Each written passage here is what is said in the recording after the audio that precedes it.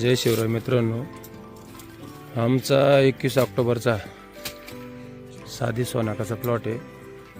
याचं हार्वेस्टिंग चालू आहे. जवळपास प्रत्येक झाडावर 10 किलोचे 3 क्रेट माल निघत आहे, आपण पाहू शकतो. परंतु इथे एक असं झाड आहे, त्या वेलीवर जवळपास 6 कॅरेट माल निघालेलं आहे. त्याचं बूड साधारण अर्धा फूट व्यासाचं आहे आणि त्याचा विस्तार बघा, इतका लांबपर्यंत त्याचा विस्तार गेलेला आहे. इतका माल त्याच्यावर का निघाला त्याचं कारण, त्याच्या आसपास एक झाडं नाही आहे. म्हणजे त्याचा जो एरिया आहे वाढीसाठी तो अतिशय विस्तीर्ण आहे. जवळपास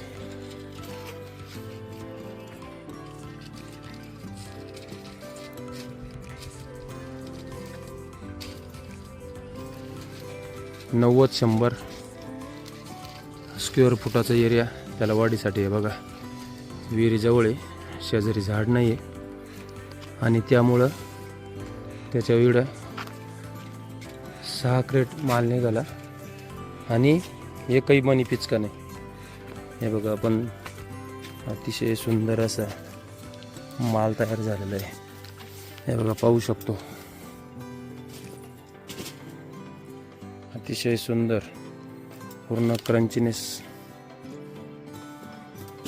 आहे त्या मालामध्ये. म्हणजे आत्ताच्या काळात, आत्ताच्या म्हणण्यापेक्षा थोड्याशा एक 10 वर्षापूर्वीच्या काळात जे 7x4 8.5x4 5 असं जे फॅड निघालं लागवडीचं, ते अत्यंत चुकीचं आहे. मला सांगायचा उद्देश हाच की आमचा हा 9x6 लागवडीचा सोनाकाचा प्लॉट आहे. हा प्लॉट साधारण 12-13 वर्षाचा प्लॉट आहे आणि अतिशय सुंदर असं माल तयार होऊन,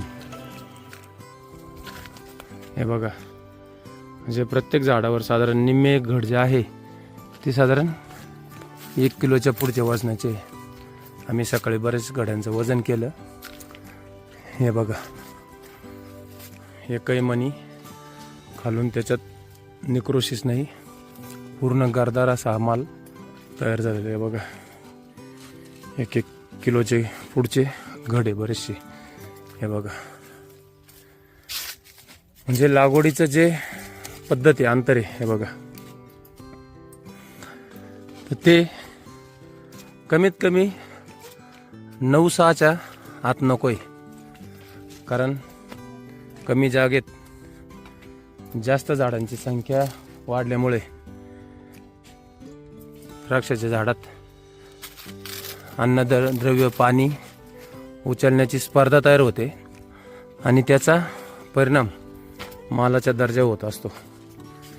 त्यामुळे व्हिडिओ बनवायचा उद्देश एवढाच आहे की बरेचसे शेतकरी दरवर्षी द्राक्षाची नवीन लागवड करत असतात. तर नवीन लागवड करतेवेळी जे अंतर आहे ते 9-6च्या आत मुळीच नसावं. तसे आता काही द्राक्षतज्ञ, अनुदादा असेल, बबलूदादा असेल, यांचं तर म्हणणं आहे की 10-6 लागवड पाहिजे. पण ठीक आहे, आपल्या थोडं क्षेत्राची मर्यादा असली तरी पण आपण 9-6 लागवड करायला हरकत नाही. धन्यवाद. जय शिवराय.